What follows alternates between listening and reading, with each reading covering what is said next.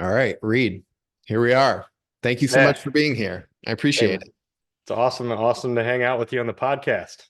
Yeah, I'm thrilled for you to be here. We've gone back a while. I know who you are, but why don't you take a moment and give the audience, those maybe few that don't know who you are, why don't you give yourself a nice little bio? Sure. Yeah, I remember we go back way back with your SVN days. So I started in commercial real estate selling apartment buildings in the neighborhoods of Chicago in 2001. I had a certain section that I was working on. That's a long time ago in the space. And I initially started selling to the only people that were buying apartment buildings in Chicago were condo converters at that time. And I truly believed when I started the business that I was going to sell myself out of a business because I really believed every single apartment building and complex in the country was going to be converted to condos Hmm. just because I was so young and involved in that. So it started selling to condo converters. I didn't even know how to run a P&L statement. We didn't even care about rent rolls. It was all about square footages or the size of the units. Yeah.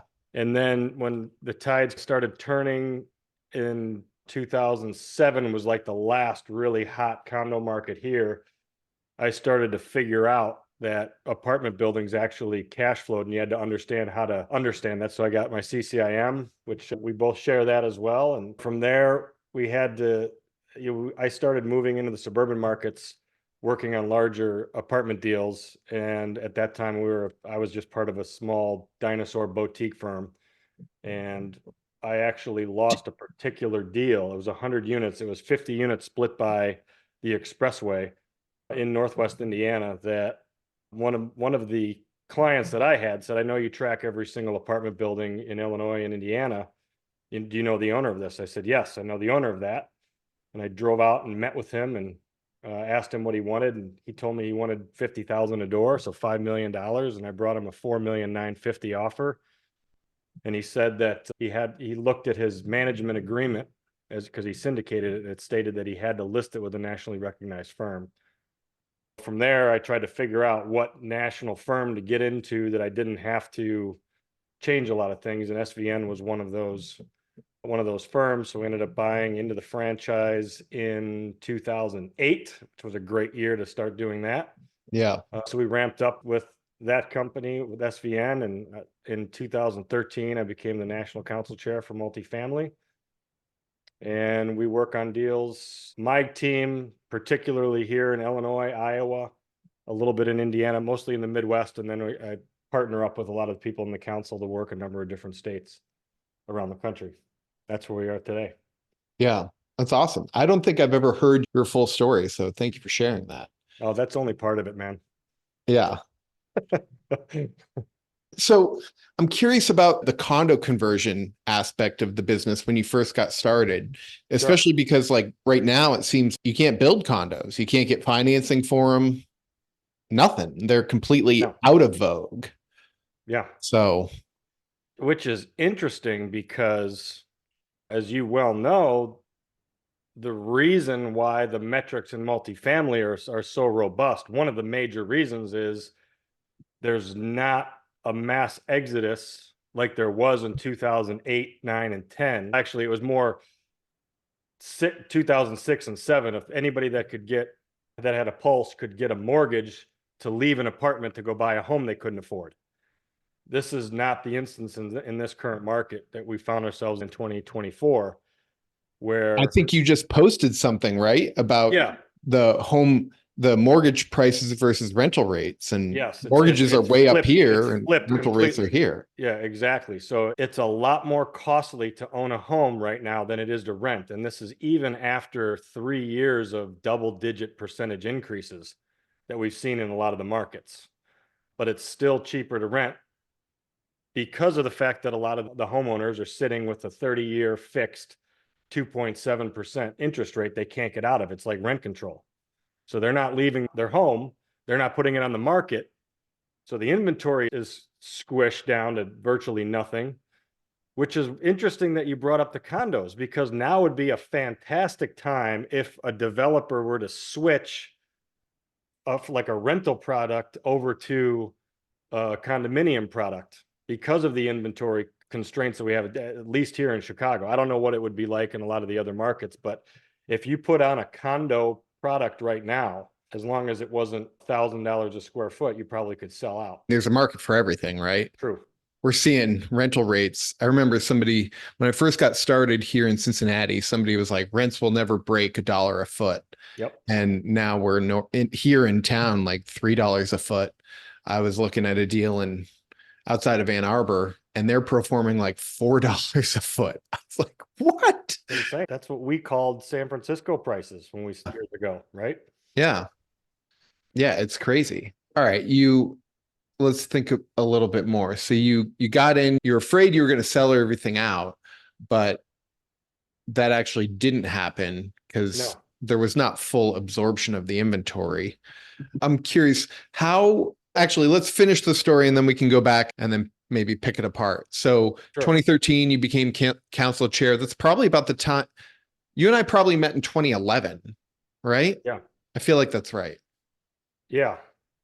I want to say, yeah, that sounds about right, because we were in, I think, San Diego when you came up to talk about, I think we were talking about Yardi Matrix at the time and bringing Yeah. it to, Pierce Island. yeah, it was Pierce Island at the time. It's funny. I just talked to Ron Brock last week. Really? I'd love to speak with him if you could Yeah. connect us. Well, he'll be an NMHC. Okay. So let's connect when we're out there. For sure. Yeah. It's a cool cat. You can make fun of my stash stance again. Love You're it. doing the stash stance right now. It's a comfortable stance, man. Kick the arm back. It's good.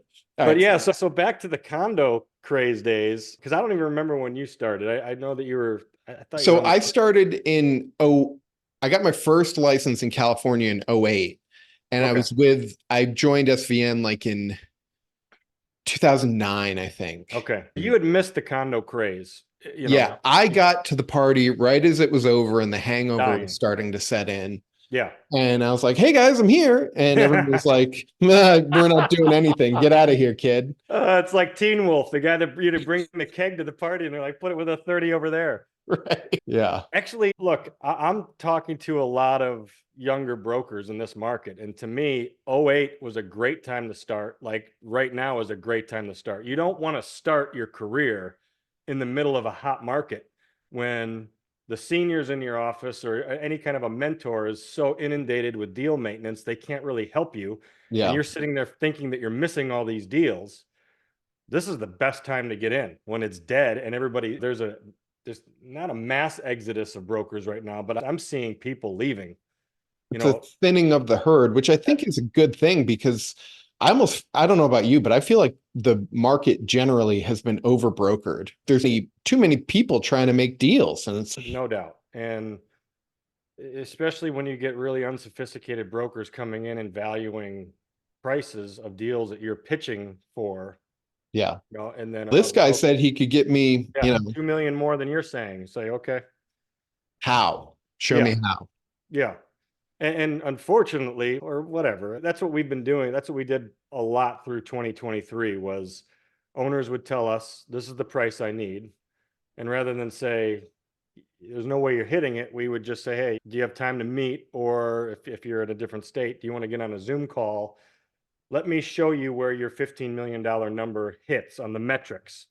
And then we'd start the conversation saying, look, Bill, I'm giving you 70,000 of NOI. I'm just adding it.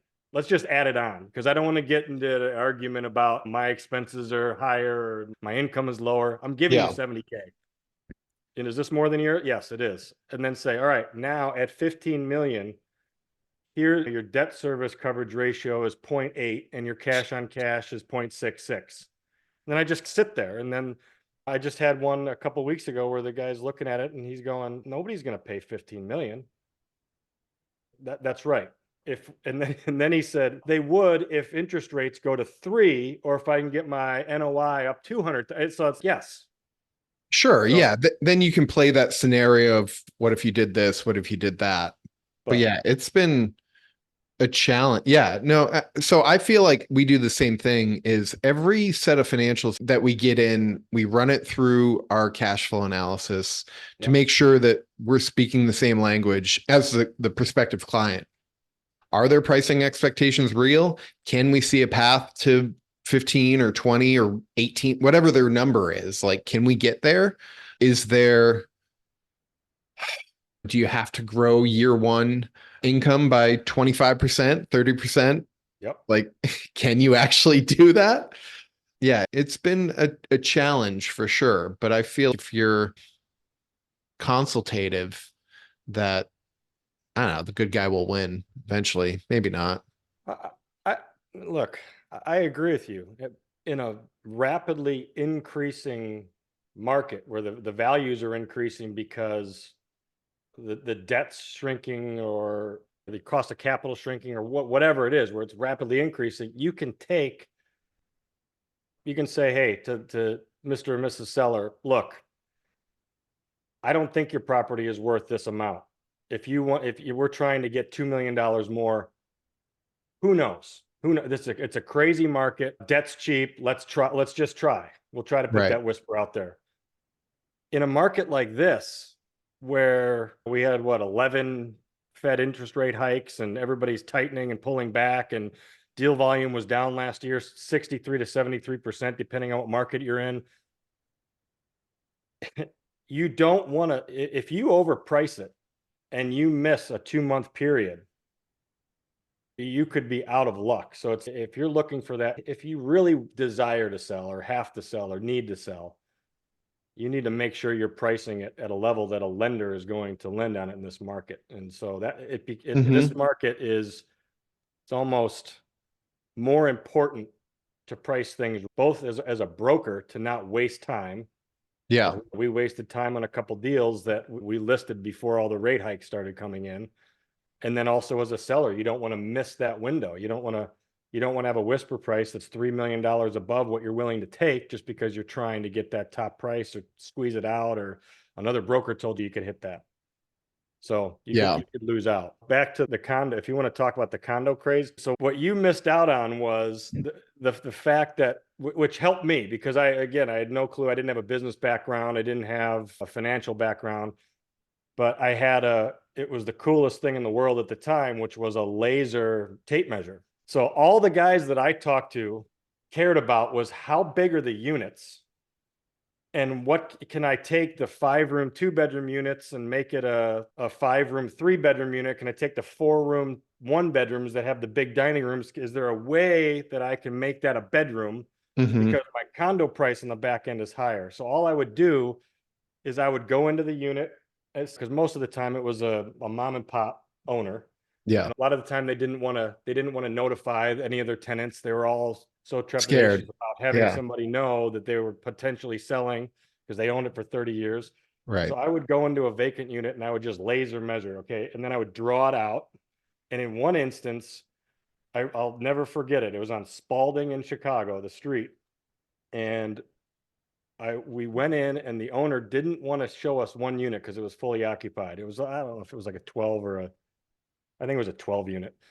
And so I went down with the condo converter into the basement. It was a 1920s corner walk up in Chicago. We went in the basement and she was saying, okay, here's the firewalls. So here's about where the living room is. Here's where the bathroom is, because we can see the soil stack, and here laid out the unit in the basement. Yeah. I went back out to my car. The guy's like, all right, let's write up the contract. Because I would carry form contracts with me. Yeah. So we wrote it up and I brought it back in and handed it to her. And then she took it and said, okay, this is perfect. I got to bring it to so we were writing contracts on the hood of our car, having them go in, and we were making deals that way. And it was unbelievable. Yeah, that's amazing. What was happening in those days. And the good old days. Yeah, it was fun. It was fun. For sure. It sounds like it was a good time. Yeah.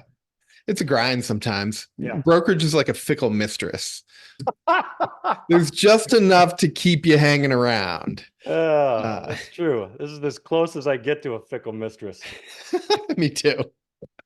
So that's how you started your career, was form contracts on the hood of your car, basically, and the power of imagination in the basement. I'm curious. How has your career evolved? How have things, from your perspective, how have they changed now versus then? Oh man, dramatically, right? Before, when I started my career, I was just talking to somebody in Colorado this afternoon about this, because she's getting into commercial real estate in Colorado. I was explaining I was the youngest by about 25 years in my office. They were all dinosaurs. Our OMs were it was one sheet of paper. It had the address, the income with a 5% vacancy, like 12 expense line items, the price, and my information. That was my OM. When I first saw like these other firms put out packages with pictures that they took Yeah. and went and had developed, I was like, wow, look at how amazing these people are putting these Right. packages together. I would drive up and down. So I took these zip code maps in Chicago, and I just would start in zip codes, and I would highlight as I would drive up and down these streets in a zip code in Chicago, and I would take pictures of every one of the apartment buildings, the corner walk-ups and the courtyard buildings, and then the mid and the mid rises. I didn't really go much above 60 units in Chicago at that time. And then I would, at that time, it was, I don't know if you remember these days, my camera would only hold 99 photos. So I could only take 99 pictures, and I would take a picture of the building. I would take a Yep. picture. And in Chicago, you had to have either the owner information or the management information on the side of the building. So I would take a picture of that, the address, and then a picture of the building. So I'd take 3 pictures for each property. So I could only get 30 or so buildings. Right. And I do that on a Saturday. So now we have CoStar and Yardi Matrix and Real Capital Analytics and Needle. Yep. So we have all of these things that we can just sit here. It doesn't replace standing there and seeing the graffiti in the building Sure. or seeing the development across the street. Even Google Maps doesn't do that, but you can gather so much more information and just get a database up and running, and then Mhm. go do all of that stuff that you had to start with back in the day. Right. Big Yeah, there time. was a high barrier to entry. I And remember that's which I liked about it, yeah. If you were willing to do that kind of work, nobody else was doing it. And then all you had to do was I had 3 ring binders with these sheets that I would have to print out from the Cook County Treasury office here. It was dumb, but Back in my day. Yeah, no, I used to do the same thing. I would spend my weekends walking the neighborhoods or driving buildings, and you take a picture outside and then I would put it on a letter and do a yeah, mail merge. yeah, And like I had a whole system figured out of how to do it. And but what's interesting, so I've actually recently gone back to some of that, calling on, so using some of the platforms out there, upcoming maturities or deals on like the lender watch list. I'll go there and I'll take a picture of the property, and it's almost like it's not the best picture. yeah, Like my rear view mirror will be in the picture, or the hood of my car, but that's yeah, on purpose. So I actually went there. yeah, Like, yeah. This isn't a Google. Yeah, this isn't from CoStar, it's me. And oh, by the way, your dumpster is overflowing yep, and looks like you have some potholes. Maybe I just caught you on the day that trash day and they haven't gotten there yet. But yeah. by the way, you're on the watch list. What are you doing? That call immediately adds more value I to the think owner so. than, hey, I do you want to sell 123 Main? Would you look at an offer? I have an exchange buy. That was like the coolest opening statement that we did in the early 2000s. Hey, we have an exchange buyer. yeah. I Yeah. mean, and I still hear people doing that now. Honestly, it's still the best hook. Like, It, it is, because everybody's like, overpay, 20% overpayer with a timeline constraint. They have to name my property in 45 days. so yeah, I don't like calling Wolf when it's not actually there. But fortunately, we've had enough exchange buyers that we're working with where it's like, when we're putting it out there, I'm not lying to you. No. The thing is, when you're talking to as many owners and operators and sellers and buyers that you talk to, of course you have 2 or 3 exchange buyers that are reaching out at Yeah. any given time saying, hey, what do you have? I have 25 more days to name. Hmm. And it's a great reason to reach out. I still think you need to add some kind of value to the person, because as percent of the time we call somebody, they're not going to do anything, Yeah. which is another barrier to entry to the brokerage community. I was just having a conversation today with somebody that we've had people with PhDs and MBAs try to get into brokerage thinking they're the smartest person in the room, which they probably are. Yeah. They can't handle 99 out of 100 calls being no, Yeah, and then they don't. It's hard to imagine that 1% yes makes careers. that's what You it know, is. I It's mean, I if live that. by the mantra of the harder I work, the luckier I get. I'm sure you Yeah, do as well. yeah, yeah. We're not rocket scientists. No, we're If not. anybody recorded our conversations at any of the conferences we've hung out at, they would realize that quickly.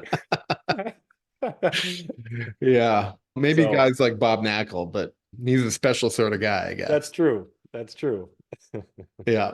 Interesting. So on your call metrics, for the longest time, I lived by 50 conversations a week, 10 a day. And back to your, sometimes it would take 150 calls a day to hit that 10 conversations. Did you track your calls or what were the metrics that you were looking at? I never tracked my calls until I hired a coach. Uh, And actually, David was my coach too. yeah. I never tracked them until that. And then when I started tracking them, it seemed very pitiful. Once I started tracking and utilizing, I call it the bubble sheet, which is that cheat sheet with the circles. Yeah. It became like a game. And if I didn't fill that sheet up each week, I felt like I failed that week. And Mm, it I like was that. was almost triple what I used to do. And that's another reason why, anybody in business, in real estate, really, I don't know, any industry needs to hire a coach if they don't have a mentor that is a fantastic mentor. Because what I realized, especially with the calls, because every other week or whatever we had the calls, you go to the metrics and you look at them. And then I was putting in, here's how many dials I'm making, here's how many connections, and then here's how many hours a week. And then I just never forget. He kept, every week he's like, how are you doing this many hours and you're only hitting this many dials? And then I finally took, wait a minute, let's go through it. Go take me through the process. Right. And I would be like, I go to my database, I look up stash, I'd see how many buildings he has, I'd look at his buildings, I'd go into all of the build, see which ones had mortgages that were coming due, see what other states that he was in, look at his website. And he's like, yeah, then you get a voicemail, right? Yeah. So you just spent 10 minutes doing all of that. Yeah. And so and that's all you're looking for, right? When you hire a coach, you're looking for like a 1 or 2% trajectory change. It's the If you little can, things. yeah, if you can get that and you stay committed to it, not many people have numbers like you as far as dials, but Yeah. I've fallen off a little bit, which I probably should get back to it, but yeah, we're trying to use more tools like mail merges and things like that, trying to be smarter, trying to yeah. use Needle to track not only prospecting efforts, but deals in the pipeline and where they're at, financials being sent or not, and pricing, things like that. And you're bringing up needle, and I've been fortunate enough. I haven't used it as much as I should, but been fortunate enough to do the beta testing on that. Yeah. And it's interesting. So I just took the hot leads ones that were in Needle Yeah. and I put them into a list and I just started really talking to the owners that I knew. So I could it was like hey, I was checking in with them. A crazy thing, I'm using this AI tool. It's a predictive analytics tool. And your property at 1033, whatever, popped up. I'm just curious as to, I'm testing the system. What do you know? Is there any validity to the fact that this is showing up as a potential property that could be sold? Yeah. Because I knew it, because I think it was like a point 7 debt coverage or something like that. So it was like way off. Yeah. And he said, yeah, he goes, I'm not surprised it's on a list like that because we way overpaid for this because we own the property and the backside of it. And we're trying to combine operations and it hasn't been as successful as we thought. So I can see why I'm not ready to give it up yet, but that was like the first call. And I That's was like, great. holy crap, there could be something because like you said, I don't want to go through a list of 1,000 properties to try to uncover one potential. If I can get that 1,000 down to Yeah. 100, start with the low hanging fruit, then go back to the 900. That if the low hanging fruit doesn't produce anything, that's what we're Right. looking for. Exactly. Yeah. So I mean so that was the original idea when I was walking. I remember I had parked my car and I was walking the block it took to get to my office. And I had just had a call with somebody and they're like, we're not doing anything. And I see a listing pop up with a competitor or something. And I'm like, yeah, there's so much data out there. There's rental rates and Pierce Island, like we yeah, mentioned, rental rates, occupancies, even ownership behavior patterns. And I can see all this stuff in reverse. I just don't know what to do with it forward looking. So that was really the genesis of how we got here. And I was working on it a little bit before this. We've joined a startup accelerator called GrowthX and going through their program, and it's really tearing everything down to the basics so that you can get really, I would almost like to do it for brokerage as well, a brokerage business, because the things that it's looking at are the same for any sales business. So hmm, it just happens to be for sales based organizations. So tech yeah. companies in this case. Well, But yeah, you know, and so that was Illinois. So there were a ton that popped up right in Illinois. So I started there. And then to give you another example, which as I'm giving you two examples that happen immediately, which is why I'm almost embarrassed I'm not using it every day. The second one, I met with a younger team that left an acquisition firm. They're starting their own fund and they wanted to target South Dakota. So I said, let me look at Needle. yeah, Brought Needle up in South Dakota. South Dakota does not have that many apartment buildings to begin with. So, right. but it brought up, I think, 18 buildings. Of those 18 buildings, there might have been 8 owners, right? Because there were a couple that were from the same owner. And so I got it down. I said, hey, look, and I screen shared it with these guys. I'm calling them kids because they're probably in their late 20s. And I said, okay, here's 9 companies. And they said, we have an LOI on that company's. We are negotiating a contract with this company. And then they said, and we're meeting next week. We're going out to South Dakota to meet with this other company. So of the 9 companies, they already were working with 3 of them. That's amazing. Wow. It was amazing. I don't know if I should promote it because I don't want other brokers to have this stuff. I did not pay you for this. This That's is just, right. So I should have some profit sharing in Needle. we'll talk offline. We'll figure something out. But yeah, it's I don't even know how how old is it so far? Because I I just mean, found out about it a few months before, maybe in the summer. When yeah, that's when we gave the green light to start talking to people about it. But so I was thinking on the idea back in 20. Did you ever use RealHound?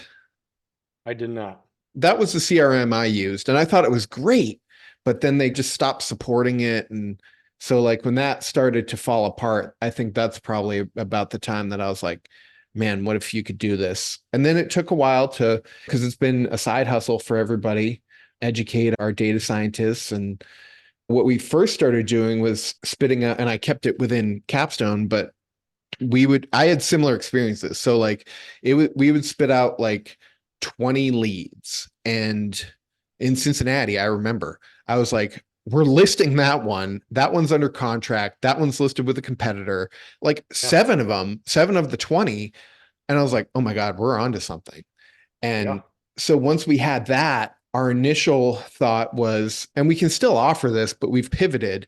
If you have your own data set, we can work from that and apply the formula, and then get those leads for you. But Hmm. I have the most important protective data ever imagined. So hands off sort Yeah. of thing. So it's like, all right, we're going to have to go out and source the data individually on our own and then just sell the leads in that way on a subscription basis. So that's what's taken us a while. And I'm I would imagine that those 3-ring binders that you had from Cook County Auditor, what we have found is that sometimes you'll have I bet that 100 unit that you talked about at the beginning, that was probably two parcels, right? Yeah. We're trying to figure out, okay, if it's two parcels like that, how do you tie those two together? Is it the ownership entity? Is it the loan? Is it the sale date? But then sometimes, like you said,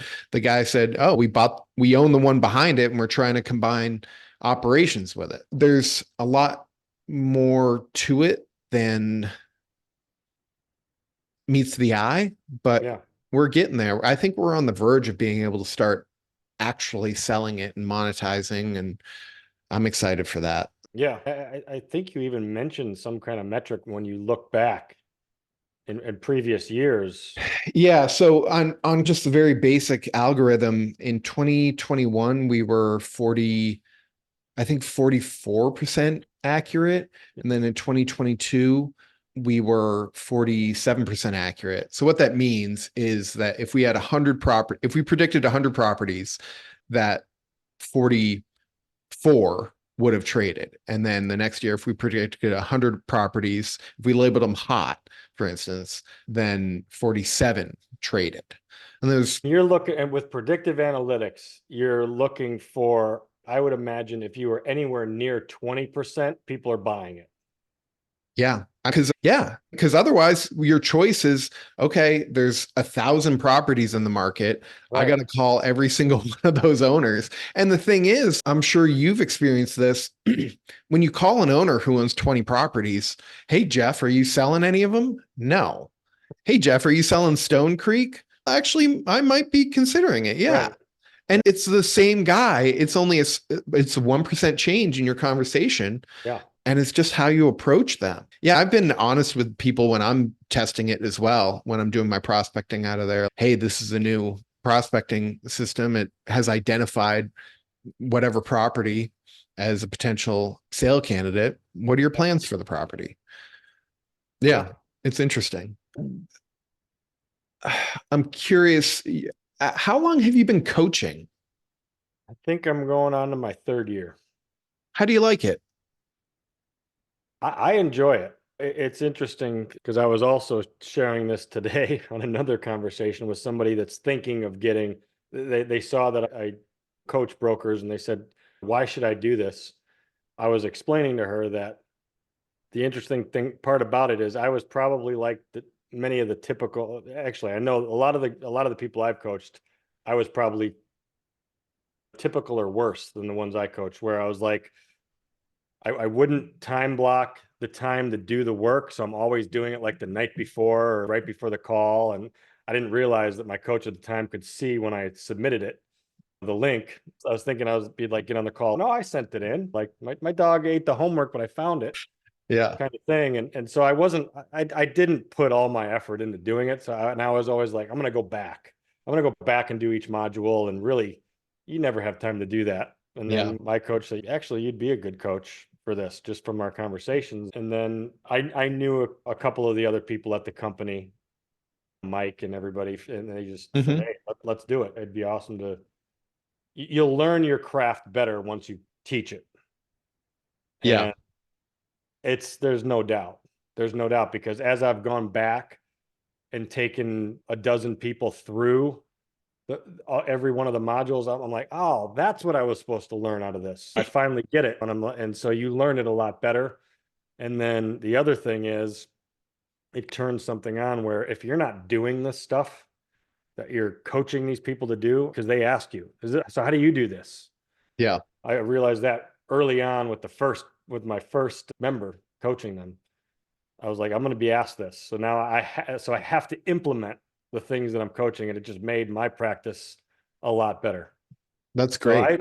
I enjoy it, and I enjoy like seeing the aha moments that I saw, the 1% things that I wish I would have known, Yeah. especially to the new to business brokers around the country. And look, I like being a part of that community too, because there are things that come up. I learned from all the other people within the community, things that I'm like, I never even thought of that angle. I never even thought to use AI. I never thought to do that. And it's not even something I would have considered. That's interesting. Yeah, no, I was part of it earlier on in my career. Then I got to a point where I just felt like I wasn't I had a lot going on. I Yeah. think I dropped it when we transitioned over to Capstone or shortly thereafter. Because I Yeah. was trying to learn like a new company and I had the team and we were working through some things that way. And I was just like, I don't have the bandwidth. But I think it's a great thing. And I attribute the coaching to really helping me stay in the business. I figured out my call counts. Like it was Gary, who's no longer with us. If you got your CCIM, he's the one that built the initial discounted cash flow. Yeah. And it was 50 conversations a week and two new business appointments a week. And if you can do those things, you're going to be all right. Yeah. But, and I felt I could, even if I got kicked in the teeth, all right, I got my calls in, I can go home and come and try and conquer it again tomorrow. Yeah. And 10 conversations is a lot. It seems very simple when you Yeah. say all you got to do is go to work and talk to 10 people. If somebody told you that, you're like, hey, you can make $1 million Yeah. if you just talk to 10 people a day, 5 days a week. You'd be like, Easy. No no big deal. problem. There was one thing I remember. I don't know if we were at that conference in LA where you had to go back to your hotel room because I think at the time you were trying to get 8. Was there ever a number that you said I need to get 8 a day? No, it was Always 10. Okay. There's somebody else that said 8, and it's 8 seems like a lot easier number to hit than 10, but that's still 40 a week. yeah. And then so now you're talking about 160 conversations a month. Yeah. If you have 160 conversations a month, there's no way you're not going to get in the middle of something, because on those conversations, it always leads you in a different direction than you thought. They're like, I'm not doing this, but I have this other one that I have a 20% vacancy, because I'm always like, give me your dog first. If I don't know the person, give me your crappiest property, the one that makes you like pissed that you're in real estate to begin with.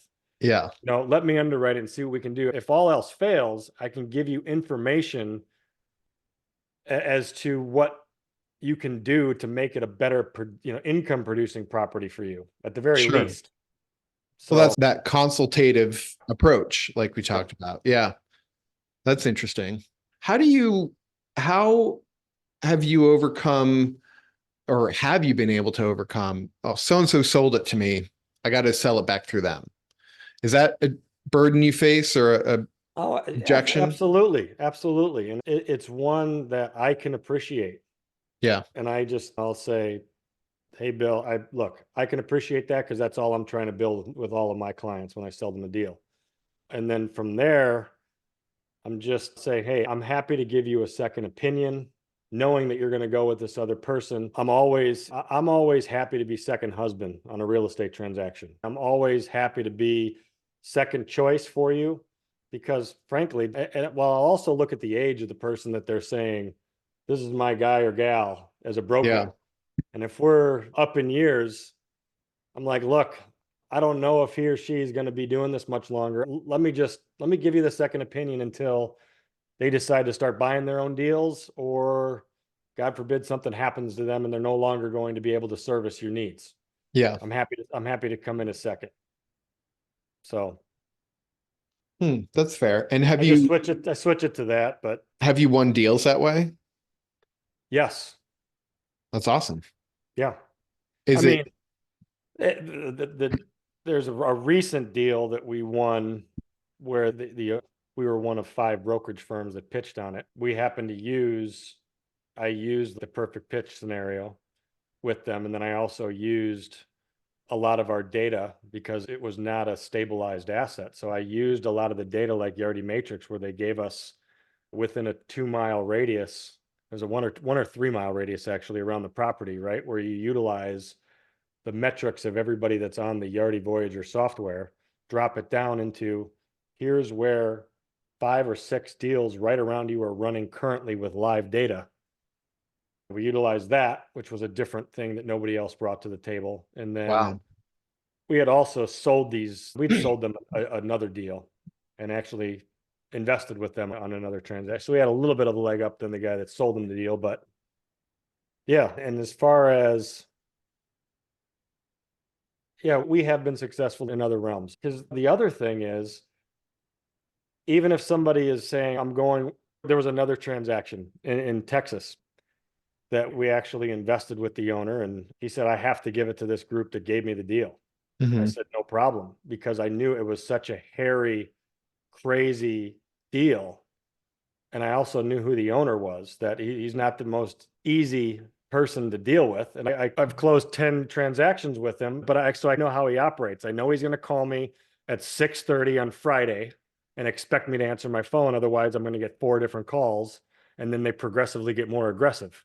It happened Right. to me on the first deal. So I know what to, so I knew how to, so I knew the other guys weren't going to want to list it, even though he said, I have to give it to them. So I still gave him, here's the full blown proposal. Here's what I think we can do. We're not looking for a needle in a haystack. We're looking for a needle in a needle stack kind of person. So if they can do it, I can appreciate that. But here's what I think we can do. And we invested with you on this deal. So what do you think? So Do you invest with clients a lot in deals? we even, it's funny because we initially started investing in the deals where the buyer, we're trying to talk up the property to the buyer, and then the buyer saying, we get it down to the one guy that we think that is above and beyond everybody else, and we're talking it up, and they're saying, hey, why don't you put your money where your mouth is? If you really believe in this transaction, why don't you throw your fee into it? And then of course we have to make sure, you have to ask the seller, say, hey, I am representing you, but these guys are now at a point where they're saying the only way they're doing this deal is if I throw the fee in. Do you have any problems with it? If you do, I'm not doing it. They might not buy it, but I'm going to tell them I believe in this deal. Do you have a problem? So I always ask that. Everybody has to understand that on both sides. That's how we got involved in the first deal. It was a 144 unit deal where the buyer lost his main investor, and Oh, he died after their holiday party. And oh my gosh. yeah, it's crazy. And so look, I don't have enough funds. I have to back out. I said, look, I think with the way you operate deals, and I'll never forget the deal because it was 18 buildings, it was 144 units. And the one building, the guy actually tried to condo convert in the condo craze days, but it was a soft market that was in a tertiary market. And his attempt to condo convert was, I'm changing the white appliances to black appliances. I'm putting a Formica countertop on, and I'm going to change out the hardware. And Yeah. then I said, okay. And then but nobody was willing to buy a condo in this market when they could buy a house for the same price. I said, okay. And then so I put him back on the rent roll. And I noticed they were $150 higher than all the 17 other buildings. How much did you put into these units? He said, I don't know, about 3,000, 3,300. That's a So light then I said to the renovation. buyer, yeah, I said, look, it's done. It's proven. This is proven. Yeah. 3,300 a unit gets you $150. That's a great ROI. Dude. And so then I said, look, all you have to do is the same thing for the rest of the 17 unit buildings. You just added about, I don't know, $1.5 million, 2 million in value Like that. with $300,000 of. So then he's, look, and it was interesting because once I said, look, we'll help you raise the money. And we just did it with a couple people. And even at the time, it was my mom. My grandfather had passed, and she had a couple shekels that she inherited from him. Yeah. I said, I'll bring my mom's money into it. And that even got, and so the guy, so he went from, when we did the inspections, look at this, look at this, look at the floors are bouncy. Look at this. I said, I'll never forget. I said, Harry, if you think this is a bad deal, I'm out. We're out. Let's say, no, it's not, it was like a different conversation, right? Yeah. It was not now the broker just trying to get a fee. It was me as a partner with this guy. So That's a lesson I wish somebody would have told me, or I would have learned much earlier in my career, is to throw in on deals. But you have to make sure that you find, I don't know about you, but I've had happen to me too many times where you invest a lot of time and resources into a relationship, and then the person just ends up being a scoundrel, or yeah. I guess that just is what it is. That's just sales. Yeah. And the other thing is, from the brokerage perspective, you don't want to get, because we have a couple in our market that they buy a lot of deals, Uh-huh. and you don't want to get the perception in the market that if you're bringing a deal to market, it's one you passed on. So that's why I don't buy deals on my own. I only would come in with deals that I believe in, either outside of my market with owners that I trust, Yeah. or if it's in my market, it has to be a specific deal that I I was asked to come into, basically like that. Okay. Yeah, that makes sense. Because you don't want to get the reputation, because there are a couple guys here in Chicago that they have that reputation that they're brokers, and everybody's what's wrong with the property if you're putting it on LoopNet or Crexy? What's wrong with it? Right. Why didn't you buy it? Right. So Yeah, that's true. All right. You're the national chair, council chair of multifamily for SVN. Did I say it right? Is that the yep. right? So being that you say oversee multifamily for the whole country, do you have a particular market that you specialize in? Yeah, and oversee is it's a strong descriptive word about what I do as the national council chair. You lead it, maybe. Yeah. I do the national multifamily call, and we Yeah. used to do it every month when you were on board. I did it every month, and it was like, because it takes about 5 or 6 hours to get everything prepared and the slides and all that. And so that was just getting way too much. And then they switched us to quarterly, which is a lot easier. It's more palatable. So I just did it last week. But what that does for me is it forces me to learn markets outside of mine. I'm here in Chicago. Yep. I work Midwestern markets predominantly. Illinois, Indiana, Wisconsin, and Iowa is where we track every single deal that exists, 50 units and above. Obviously, we can work on a number of different other states. So what the position has done for me is I run the breakout sessions at the national conferences for the multifamily group. I'm face forward to a lot of the advisors. We have a little over 220 offices around the country, and a lot of them are secondary and tertiary markets where it might be a 2 or 3 person team that is a jack of all trades, but they know the owner of the 200 unit deal, right? Their kid goes to school with their kid, or they go to the same church, or whatever it is. They just don't feel comfortable underwriting, marketing, and putting the package together for a 150 unit or 200 unit deal in their market. Montgomery, Alabama is one example right now. We've sold a number of deals there with another SVN partner that he knows the market. He says, I porch swing with everybody down here. I was like, what the hell's porch swing mean? I sit on the front porch and I can talk to him. I was like, okay. And so we have a great partnership with him. He just basically gets the foot in the door, because multifamily is the same all over the country. You just need to understand the local nuances. If you're in Right. whatever, like North Carolina, you have to understand the polybutyl piping issues that come up. If you're in certain areas, you just have to understand the specific niches. And obviously, if you're down in the Florida markets or tech, you have to understand that now your insurance is It's 2,000 $4,000 a a unit. unit. Yeah. Whatever it is. Just in Miami talking to somebody, and they said it was like 3,500 a unit. So they're all starting to self-insure. I mean, that number, when it's getting up to 550 a unit here in the Midwest, I just You, posted something like, is anybody getting renewals that are less than 500, 550 a unit? I don't know about you, but I remember when I first started, it was 250 a unit. And that was, Exactly. yeah. That's because we have all the metrics of price per unit that if something pops up, it turns red, and it started getting above that. We were at 350 for a while. Yeah. Now it's 550 is like the best case scenario. So as long as you understand the nuances, you can work a deal in any part of the country. It's just, that's what we've enjoyed. So we utilize our team here in Chicago. We partner up with whoever needs us in whatever capacity they need us. Hmm. They typically do all the boots on the ground, the showings, they're there for all the inspections. They're the eyes and ears for the seller.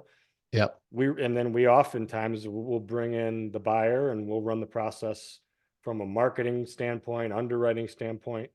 I think we've done deals in 9 or 10 different states in the last couple of years with colleagues, and it's been fun. I'm learning different markets from El Paso to Syracuse to Durham, the Dakotas. We're all over the place with that. That's awesome. That's Yeah. great. I bet you didn't think that's what was going to happen when you first started, did you? I didn't think I was leaving 2 different zip codes in Chicago. I didn't want to, because once I started getting a 45 minutes, an hour, we're selling deals that we're driving 3.5 hours to go to. Then it becomes like you have to stack your day when you're doing Yeah. that. And we've done the whole let's hire a retired limo driver kind of thing. I got that from Bo Beery, where I've hired people where they're driving me down to the inspections, and I can do work for that 3-hour drive there and 3-hour drive back. So you don't get back at 9 o'clock at night and you have 3 hours of emails to Oh, respond. and you're exhausted. Yeah. Yeah. Being on the road is exhausting. It is.